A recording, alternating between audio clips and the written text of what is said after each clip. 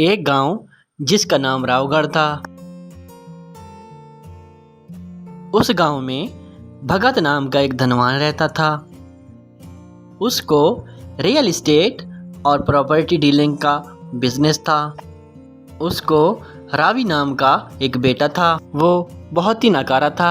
हर रोज business बनाने के नए नए आइडियाज सोचता रहता था। आज तक उसका कोई भी काम सफल नहीं हुआ था, क्योंकि कोई भी काम करने से पहले वो बिल्कुल नहीं सोचता था। यूं एक दिन भगत रावी से, बेटा, तुम इतनी तेजी से मेरी संपत्ति लुटा रहे हो। अगर यूं ही चलता रहा तो कुछ ही दिनों तक हम भीख मांगने पे आ जाएंगे। मेरी मानो तो अपने प्रॉपर्टी डीलिंग के बिजनेस में ही आ जाओ। इस काम में बड़ा लाभ है। तुम क्या फजूल के बिजनेस खोजते रहते हो? अरे नहीं नहीं बाबा, मेरे पास बहुत बड़े बड़े प्लान हैं। आप देखना, एक दिन मैं दुनिया का सबसे अमीर बंदा बनूंगा। और जिंदगी में कुछ बड़ा करने के लिए रिस्क तो लेना ही पड़ता है। लेकिन रिस्क लेने से भी पहले कुछ सोचा समझा जाता है। अरे नहीं नहीं, वो रिस्क ही क्या जिससे पहले सोचा जाए। मैं कभी रिस्क लेने से पहले नहीं सोचता। एक दिन रावी ने रियल एस्टेट का बिजनेस शुरू करने के लिए 100 एकड़ की जमीन करोड़ रुपए में खरीद ली।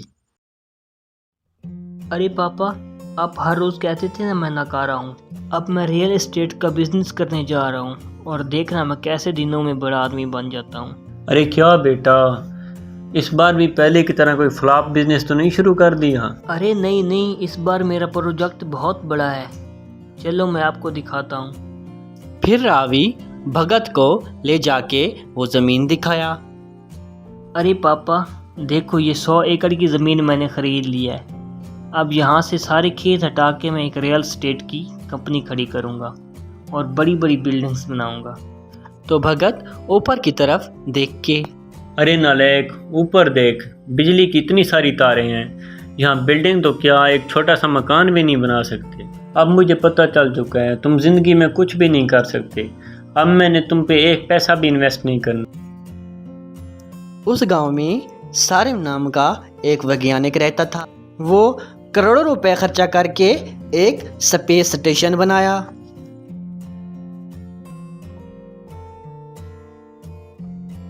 अरे बॉस, आपने करोड़ों खर्चा करके इतना बड़ा स्पेस स्टेशन तो बना लिया, लेकिन अभी तक कोई मिशन क्यों नहीं भेजा?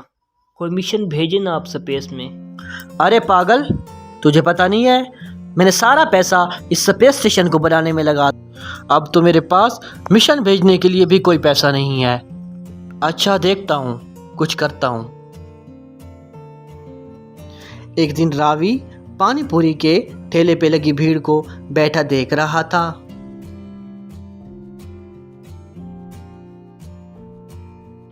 अरे देखो यार, इस पानी पूरी वाले का बिजनेस कितना अच्छे से चल रहा है। इस काम में बहुत लाभ है। इतने में सारे वहां पे आया और आके उसके साथ बैठ गया।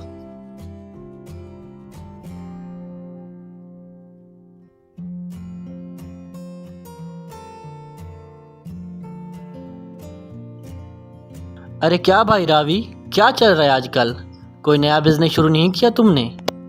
अरे हाँ यार, एक प्रॉपर्टी डीलर का बिजनेस शुरू किया था, लेकिन वो भी फेल हो गया। अब सोच रहा हूँ कि स्ट्रीट फूड का बिजनेस शुरू कर लूँ।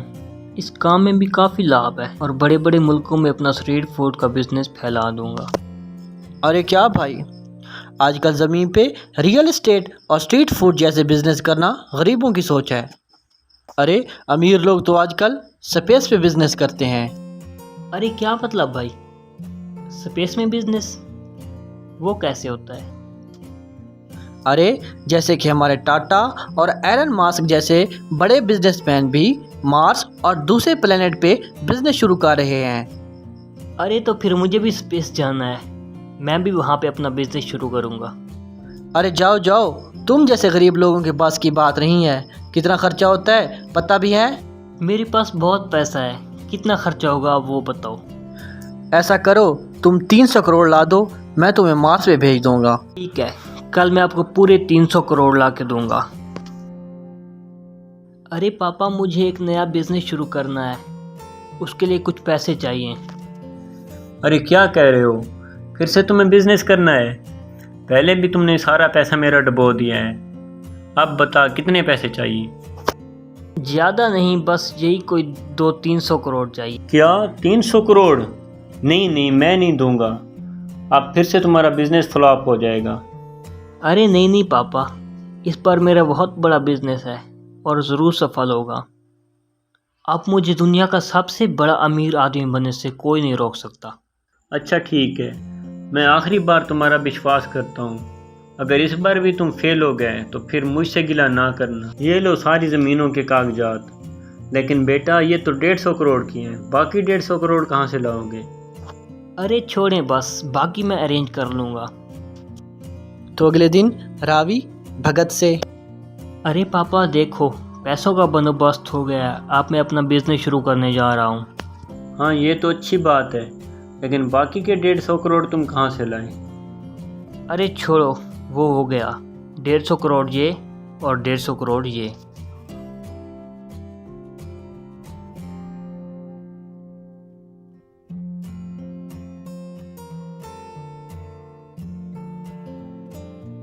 अरे ये लो सारिम, पूरे 300 करोड़ हैं। अब कब चलना है स्पेस में? जल्दी चलो यार, मुझे अपना बिजनेस शुरू करना है। अरे ठीक है भाई, ठीक 1 माह बाद तुम अपनी गाड़ियाँ लेके आ जाना, हम रॉकेट लॉन्च करेंगे। ठीक 1 माह बाद रावी अपनी कंस्ट्रक्शन गाड़ियाँ लेके सारम के घर गया। अरे देखो यार, मैं अपनी सब कंस्ट्रक्शन की गाड़ियाँ लेके आ गया। अब इन सब को रॉकेट में डालो और चलो स्पेस में। अरे क्यों नहीं, चलो तुम रॉकेट में बैठो, मैं तुम्हारी गाड़ियाँ अंदर कैबिन में रखवा देता हूँ। फिर वह स्पेस सूट पहन के दूसरे अंतरिक्ष यात्रियों के साथ रॉकेट में बैठ गया। फिर वह रॉकेट लॉन्च करे।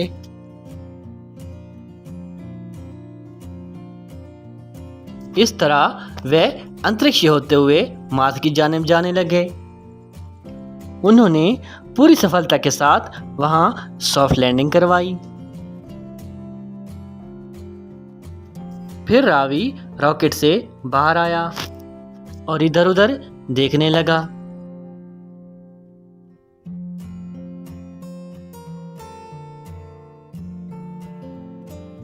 अरे भाई, बहुत थक गया। अब जल्दी से मेरी गाड़ियाँ बाहर निकालो, मुझे अभी बिजनेस शुरू करना है। फिर वह उसे एक खींच के लगाया। अरे पागल, जब कोई यहाँ रहता ही नहीं तो तुझसे स्ट्रीट फूड और ज़मीन कौन खरीदेगा? क्या? इसका मतलब मेरे साथ फिर से धोखा हो गया?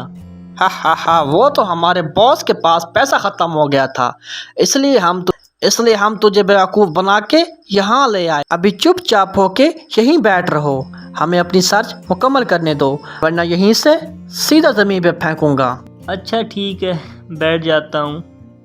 अब ये हेलमेट क्या? निकाल दो, इसमें बहुत घुटन हो रही है।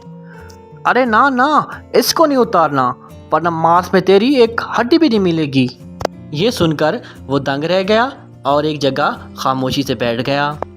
इस तरह कुछ दिनों की रिसर्च करने के बाद वो अपने ग्रह में वापस आने लगे।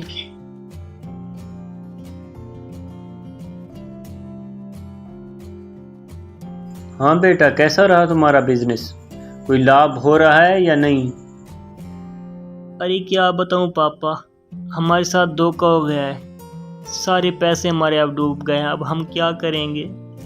क्या कहा? तुम रियल एस्टेट का बिजनेस स्पेस में शुरू कर रहे थे? नालायक, पैसे देने से पहले कम से कम मुझसे एक बार पूछ तो लेते। मेरे पास अब भी 150 करोड़ के घर और गाड़ियां हैं, लेकिन अब मैं तुम्हें एक पैसा भी नहीं देने वाला। अरे नहीं पापा, आप बोल रहे हैं, घर है नहीं, घर था। आपने पूछा था ना कि बाकी के 150 करोड़ कहाँ से आए? वो घर बेच कर ही तो लाया था। ये सुनकर भगत गश खा के नीचे गिर गया। फिर वह हाथ में कटोरा लिए चौराहे पे भीख मांगने लगे। अम्मा दे दे रे अम्मा, कुछ तो दे रे अम्मा, भला होगा तेरा।